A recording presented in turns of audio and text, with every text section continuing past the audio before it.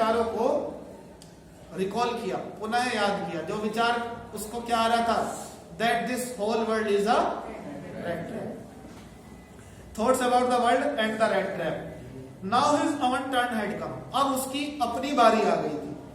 He had let himself be fooled by a bait, उसने अपने आप को एक चारे से मूर्ख बनने दिया था। चारा क्या था, 30 क्रोनोर से मूर्ख बनने दिया था। एंड हैड बीन कोट, और वो फंसा लिया गया था। The whole forest with its trunks and branches, its thickets and fallen logs closed in upon him like an impenetrable prison। ये पूरा जंगल, इसके तने, इसकी शाखाएं, इसके मोटे मोटे लट्ठे, गिरे हुए लट्ठे, ये सब उस पर आकर इस तरह से बंद हो गए जैसे कि एक इम्पेनिट्रेबल का मतलब होता है अभेद, जिसको भेदा ना जा सके, इम्पेनिट्रेबल प्रिजन हो, जिससे बाहर ना निकला जा सके, ऐसी जेल की तरह ये सब आकर उस पर बंद हो गए। From which he could never escape, जिस जेल से, जिस इम्पेनिट्रेबल प्रिजन से वो कभी भी एस्केप नहीं हो सकता था, बचकर बाहर नहीं निकल सकता था। इट वॉज लेट इन दिसंबर, ये दिसंबर का अंत था। Darkness was already descending over the forest, ठंड डार्कनेस, अंधकार पहले से ही जंगल पर ऑलरेडी डिसेंड हो चुका था। डिसेंड करना मतलब उतरना, मतलब अंधकार छा चुका था। दिस इंक्रीज्ड द डेंजर, और इस अंधेरे ने खतरे को भी बढ़ा दिया था। And increased also his gloom and despair, और इस अंधकार ने उसकी ग्लूम, उदासी, डेस्पेयर, निराशा, दोनों को बढ़ा दिया था। Finally he saw no way out, अंततः उसे बाहर निकलने का कोई रास्ता नहीं दिखा। And he sent down on the ground, और वह जमीन पर गिर पड़ा। He heard a sound, ground, tired to death, इतना थका हुआ कि मर जाए। Thinking that his last moment had come, ये सोचते हुए गिर पड़ा कि उसका आखिरी क्षण आ गया है। But just as he laid his head on the ground, लेकिन जैसे ही उसने अपना सिर जमीन पर टिकाया, he heard a sound, a hard regular thumping, उसने सुना जमीन पर पड़े पड़े कि एक रेगुलर, नियमित थंपिंग, थपथपाने की आवाज आ रही थी, जोरदार आवाज आ रही थी, hard regular thumping. There was no doubt as to what that was, इसमें कोई संदेह नहीं था कि वो थंपिंग की आवाज क्या थी। क्या थी वो थंपिंग की आवाज? ही रेज्ड हिमसेल्फ, उसने अपने आप को जुटाया, अपनी हिम्मत को जुटाया, खड़ा किया। Those are the hammer strokes from an iron mill, वो क्या है? हैमर।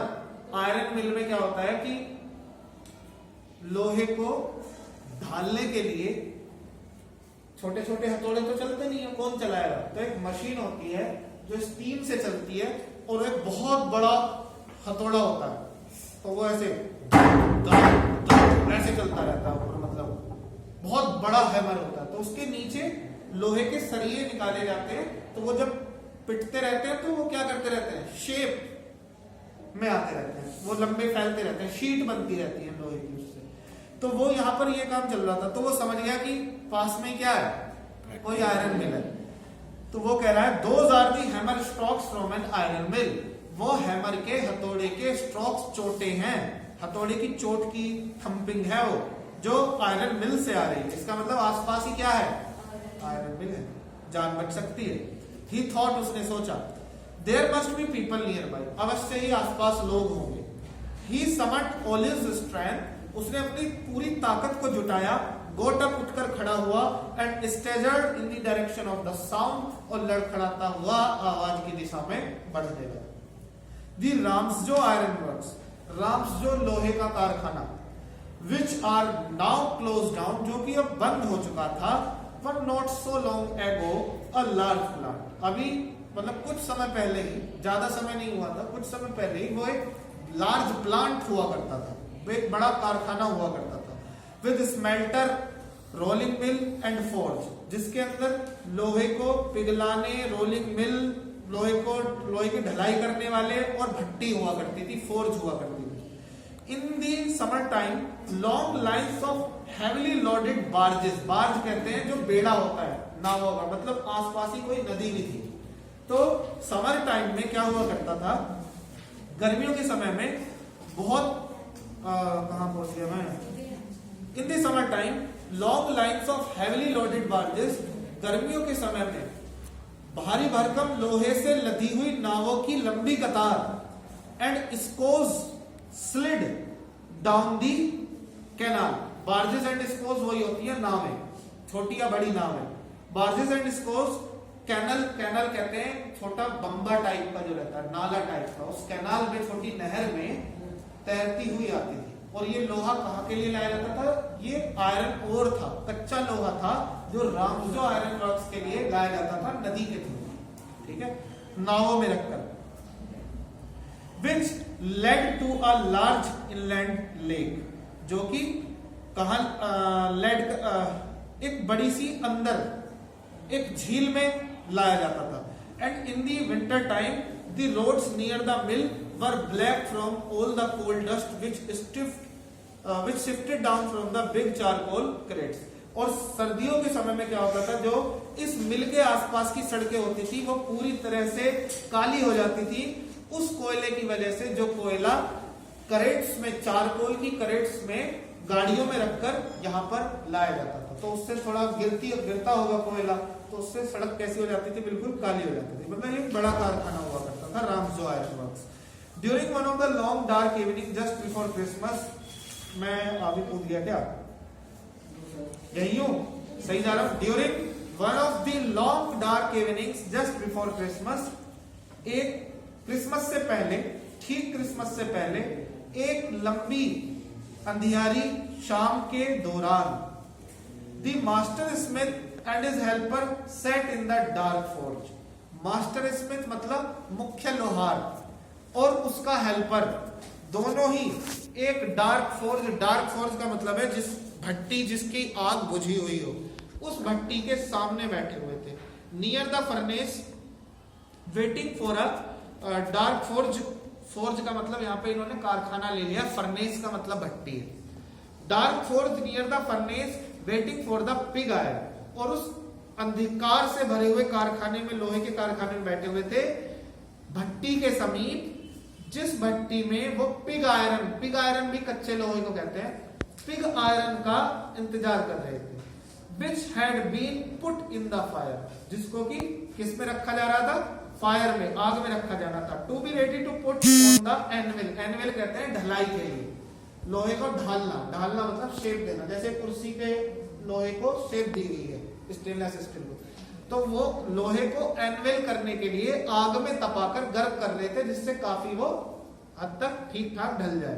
फर्नेस के पास बैठे हुए थे अंधियारे फोर्ज में। Every now and then one of them put to stir the glowing mass with a long iron bar. बीच बीच में यदा कदा उनमें से कोई सा भी एक उठकर उस ग्लोइंग मास, चमकते हुए द्रव्यमान को, लोहे के द्रव्यमान को, जो लोहा अंदर चमक रहा था लाल लाल तपा हुआ, उसके आसपास भट्टी के अंदर लंबी लोहे की छड़ से उसको दहकाने के लिए उठ जाता था। स्टिर करना मतलब घुमाना, दहकाना, हलचल पैदा करना या भड़काना। Stir returning in a few moments, कुछ क्षण में वापस लौट कर आते हुए, ड्रिपिंग विद पर्सपिरेशन, और इतनी देर में ही वो क्या होता था, भट्टी के सामने जब जाते तो पसीने से तरबतर हो जाते थे। तो एज वाज द कस्टम, हालांकि जैसा कि रिवाज था, he wore nothing but a long shirt and a pair of wooden shoes। वो कुछ नहीं पहनते थे, बस एक लंबी सी कमीज पहनते थे और वुडन शूज पहनते थे, लकड़ी के जूते पहना करते थे। मतलब ये क्या था, जिससे कि क्योंकि बहुत ज्यादा हीट हो जाती है फर्नेस के अंदर, तो इंसान को पसीना बहुत ज्यादा निकलता है, तो वो थोड़ा जल्दी ठंडा भी रख सके अपने आप को। ज्यादा कपड़े पहनेगा तो और ज्यादा गर्मी लगेगी, ठीक है, तो बस ये पहना करते थे। All the time there were many sounds to be heard in the forge, पूरे समय उस कारखाने में बहुत सारी साउंड्स रहती थी, बहुत सारी आवाजें रहती थी। द बिग बेलोज ग्रोन्ड, धोकनियों के गर्जने की आवाज, बड़ी बड़ी धोकनियों के गर्जने की आवाज, धोकनियां होती हैं, बेलोज होते हैं। And the burning coal cracked, और बर्न हो रहे कोयल के चटकने की आवाज, कोयले के चटकने की आवाज। कोयला जब मतलब दहकता है तो वो चटकता है, टूटता है। The fire boy shovelled charcoal, जो आग के अंदर कोयला डालने वाला लड़का होता है, वो शॉवल होता है, उसके पास एक कुदाल होती है, फावला टाइप का ऐसे, तो शॉवल से वो भर के कोयला डालता रहता था। The fire boy shovelled charcoal into the mouth of the furnace, भट्टी के मुंह में डालता रहता था, with the great deal of clatter. तो उससे भी क्या होती थी, उसके शावल से खनखनाहट होती थी, क्लैटर होती थी। आउटसाइड रोड द वाटरफॉल, तो ये तो अंदर की आवाजें हो गई फोर्ज के बाहर भी कुछ आवाजें होती रहती थी। कैसी आवाज? आउटसाइड रोड द वाटरफॉल, पानी के झरने की आवाज थी, यानी कि वहां पे कोई वाटरफॉल होगा, झरना होगा, उसके गर्जना, उसके पानी की आवाज आती थी। And a sharp north wind whipped the rain against the brick tile roof, और शार्प नॉर्थ विंड जो उत्तर की तरफ से जो हवा बहती थी, तो बाहर जब बारिश होती थी तो उस बारिश को लेकर किस पर पटकती थी? जो टाइल्ड रूफ थी कारखाने की, टाइलें बिछी हुई रहती थी छत पर। आपने देखा होगा कुछ छतें ऐसी रहती है, उस पर नालीदार टाइल रहती है, एक के ऊपर एक के ऊपर। देखिए नालीदार टाइलें, हाँ जैसी ये है, ये तो एक मतलब पूरी वैसी है, सीमेंट की चादर है, लेकिन उसमें क्या होता है, ब्रिक्स में होती है, टुकड़ों में होती है, इतनी इतनी इतनी इतनी, तो वो लगा दी जाती है, तो उन पर पटकती थी, तो उस बारिश के पड़ने की आवाज भी अंदर सुनाई पड़ती थी टाइल्ड रूफ पर। तो ऐसी आवाजें थी वहां पर। It was probably on account of all this noise that the blacksmith did not notice that a man had opened the gate and entered the forge. शायद इन सब आवाजों की वजह से ऐसा हुआ था कि जो मास्टर स्मिथ था और उसका हेल्पर था, उन दोनों ने ही रैट ट्रैप पैडलर के अंदर आने को नोटिस नहीं किया कि रैट ट्रैप पैडलर ने दरवाजा खोला होगा, तो दरवाजे की आवाज नहीं आई खुलने की, और वो अंदर आ गया, उन्होंने नोटिस ही नहीं किया, क्योंकि वहां पे इतना सब शोर होता रहता था। ठीक है, तो until he stood close up the furnace, तब तक नोटिस नहीं किया जब तक कि वो फर्नेस के पास ही आकर के खड़ा नहीं हो गया। कौन? Rat trap peddler. Surely it was nothing unusual for poor vagabonds without any better shelter for the night to be attracted to the forge by the glow of light which escaped through the sooty panes.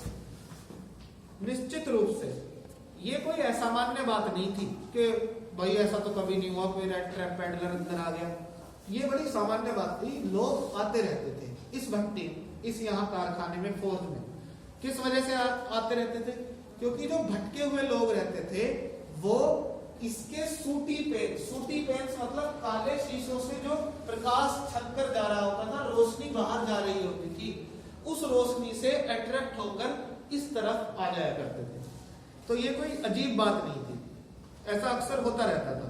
Surely it was nothing unusual for poor vagabonds without any better shelter, उन्हें इससे बढ़िया कोई shelter नहीं होगा for the night, रात के लिए, to be attracted to the forge, की वो उस फोर्ज से आकर्षित होकर आ जाते थे, by the glow of light, उस रोशनी की चमक से, which escaped from the sooty panes, जो इसके काले शीशों से पार करके बाहर जाती थी। And to some into warm themselves in front of the fire, उनमें से कुछ लोग अपने आप को गर्म करने के लिए आ जाते थे, आग के सामने गर्म करने के लिए। The blacksmith glanced only casually and indifferently at the intruder. Blacksmith जो था मतलब लोहार, मास्टर स्मिथ, उसने बस कैजुअली ऐसे ही हल्की सी निगाह देखी बस इंट्रूडर पर। इंट्रूडर कहते हैं जो किसी भी कार्य में बाधा डालने के लिए वहां आके खड़ा हो जाए, इंट्रूडर, आगंतुक उसको कहते हैं, मेहमान को भी इंट्रूडर कह सकते हैं। तो उस इंट्रूडर पर केवल एक कैजुअल दृष्टि डाली, कोई विशेष आश्चर्य नहीं हुआ, अरे ये कौन आ गया। He looked the way people of his type usually did. ये जो इंट्रूडर आया था ये ऐसा ही तो दिखता था जैसे उसके तरह के लोग दिखा करते हैं अक्सर, विद अ लॉन्ग बियर्ड, लंबी दाढ़ी के साथ होते हैं ऐसे लोग, डर्टी गंदे होते हैं, रैग्ड फटे हुए कपड़े पहने होते हैं, and with a bunch of red dress dangling on his chest, और बहुत सारा उसका जो बंच मतलब समूह में रेड ट्रैप्स जो थे वो उसकी चेस्ट पर डेंगल कर रहे थे, डेंगल मतलब झूल रहे थे। ठीक है, he asked permission to stay, उसने वहां ठहरने की परमिशन मांगी, and the master blacksmith nodded a haughty consent, haughty मतलब खोखली, हाँ हाँ ठहर जाओ। तो मास्टर ब्लैक स्मिथ ने नोट करते हुए हाँ ठीक है रुक जाओ, इस तरह से सहमति, कंसेंट, हॉटी खोखली सहमति उसको दे दी, without honouring him with a single word, बिना कोई एक सिंगल वर्ड बोले, गर्दन हिलाकर ही उसको एक खोखली सहमति प्रदान कर दी, बिना उसके स्वागत में, बिना उसके सम्मान में कोई एक शब्द बोले कि अच्छा ठीक है भाई साहब रुक जाओ, ऐसा कुछ नहीं बोला। हाँ हाँ मतलब हाँ हाँ भी नहीं बोला, उसने बस गर्दन हिला के ठीक है ऐसे बोल दिया। तो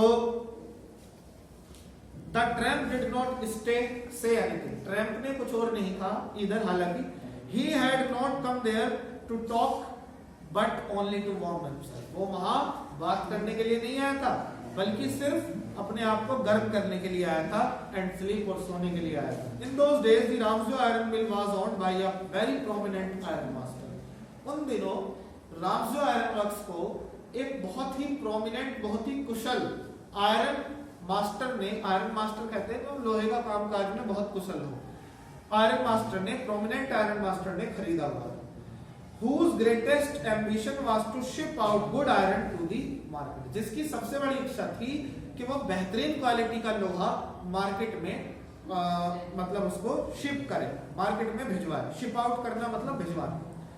He watched both night and day to see that the work was done as well as possible, वो रात दिन वॉच किया करता था, निगरानी रखता था रात और दिन कि काम जो है वो जितना संभव हो सके उतने अच्छे से हो। And at this very moment, और ठीक इसी क्षण, ही केम इनटू द फोर्ज, वो भी कारखाने में आ गया। On one of his Knightley rounds of inspection, मतलब नाइटली राउंड लिया करता था, ये रात में चक्कर काटा करता था, इंस्पेक्शन के राउंड लेता था, जांच पड़ताल के लिए चक्कर काटने आता था रात में, तो उन चक्करों में से एक चक्कर पर वो यहाँ आ गया। That's it for today. We will continue this chapter.